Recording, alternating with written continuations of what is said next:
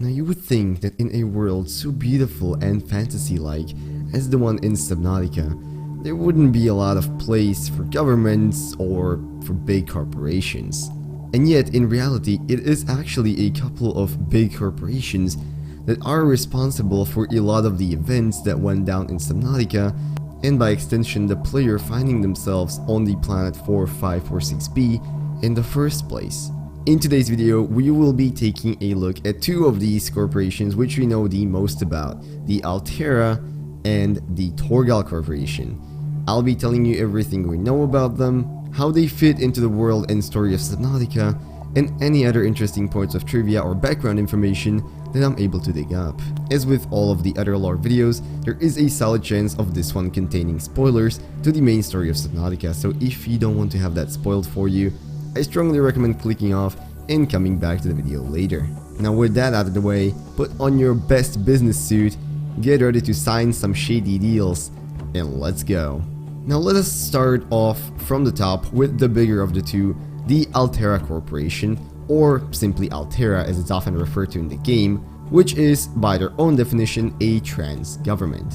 But wait a minute, what is a trans government? It's not really a word or a phrase that's thrown around a lot. Well, according to their own definition, a trans government is an independent authority that controls at least one solar system and has at least one phase gate. On top of that, they are mostly comprised of different departments, and they need to have citizens who must have signed a legal document which binds them to that specific trans government. Now we actually don't know how many trans governments there are in the future in total, however we know for sure that there is at least 17 different ones by counting the signatures on the so-called charter contract. Now all of these trans governments operate on a set of principles which, if we boil them down to the simplest terms, basically describe that each of them has a right to their own phase gates, their own planetary infrastructure, as well as basic liberty of life for their citizens. On top of that, we know that they are supposedly supposed to be on equal terms in terms of rights, and also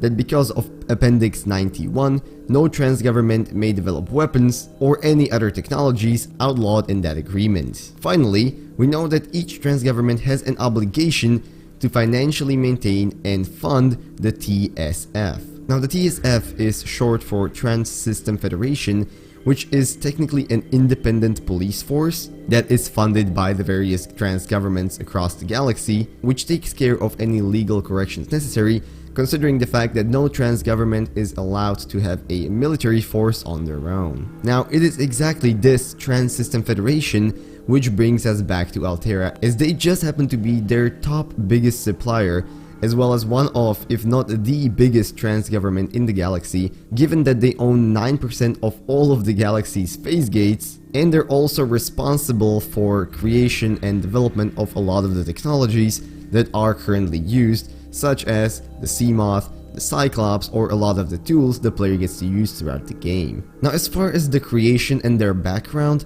we don't know too much. However, supposedly they pride themselves on having been created back on Earth, which would probably put them amongst the longest standing trans governments out there, and also supposedly during something called the Expansion, which I would presume was a rather violent conflict back on and around Earth, they helped reduce the hostilities and helped push for the ban of all weapons and military tactics going forward. Now, in terms of Alterra's inner structure, it is stated that they are a democratic corporation with a president, below which there is a board of directors who supposedly manage a lot of smaller companies which Alterra has come to acquire over the years. Using something called psychometric testing across their worlds, Alterra claims to be utilizing everyone's talents to the maximum extent, making sure everyone is working in the right position that they're supposed to be in, which has, according to the people working there to a large extent, helped everyone do the job that they are the most comfortable doing and live out seemingly happy lives. But let's say you were working at Alterra and you were not content with just being a part of one of the many departments. You wanted to be all the way at the top, you wanted to be in the board of directors. So how can you do that? Well, according to them, you basically need to either develop a company so revolutionary that it crushes the opposition, or develop an idea so interesting that they will be able to incorporate it and sell it for unbelievable amounts of money all across the galaxy. For example, one of their current board of directors members is the person responsible for designing the Seamoth, which can not only operate in water, but can also operate in space. If you actually end up making it to the board of directors, there is a whole lot of perks which this apparently brings with itself, including free use of any company phase gates, personal assistance for anything you basically need in your life, automatic organ replacement, meaning that you could seemingly live on for as long as you wanted, and access to a lot of other perks and status changes which other employees would not be able to get otherwise. Now, if you're wondering how it's actually possible to keep a giant corporation like this going, well, the answer is a lot of money. And this is also already evident from the game, where seemingly any survivors on alien worlds are expected to pay the full market price of the planet's resources if Alterra were to claim it, which, in case of the Subnautica's protagonist, Riley Robinson, came up to be around the 1 trillion credits, and while we can't directly estimate how inflation works in the future, chances are that is quite a lot of money. And finally, as the last tying point of Alterra to the main story of Subnautica, they are actually the ones who funded the Aurora mission to construct a phase gate in the Ariadne arm, and it is also possible that they partially funded the Degassi mission, given that they used a lot of Alterra equipment. Now, before we move on to the admittedly shorter segment of the Torgal Corporation, one interesting point of trivia that I can bring up is that some people have begun to theorize that things might not be just so peachy in Alterra as they appear outside, considering there are several hints sprinkled here and there which make it seem like this trans government may in fact be much more of a dictatorship than a free open corporation where everyone can do whatever they want and live out happy lives. However, without any further confirmation or information, this cannot be proved, so we're only left to speculate. But as already mentioned, Alterra is not the only named corporation that we know about in this world,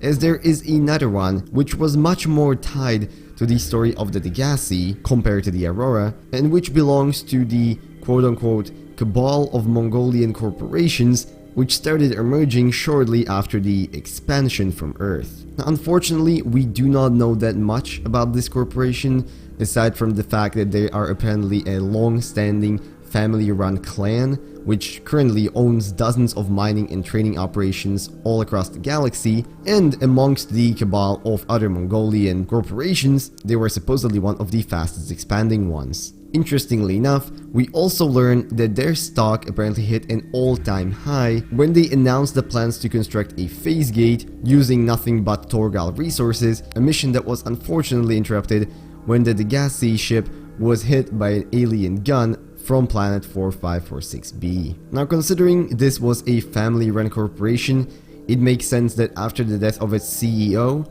Paul Torgal, and the former CEO, Paul Torgal's mother, it would be Bart, his son, who would inherit the throne, so to speak. However, considering that both Paul and Bart are now most likely dead, it is unknown whether the corporation has managed to survive, or whether it's been torn apart by the steep competition in the ever so expanding corporate world. But anyways, that was all of the information I was able to gather on the Alterra and the Torgal corporations, so I hope you guys enjoyed the video and maybe learned something new about the world of Subnautica. If you liked what you saw, maybe consider leaving a like, commenting, or subscribing. All of those would be very much appreciated. And if you have any other requests, facts I missed, or theories that you would like to propose, make sure to leave them down in the comments below. I would very much love to read them. With that, I want to wish you a beautiful rest of today, and I'll see you in whatever next video I make. Bye bye.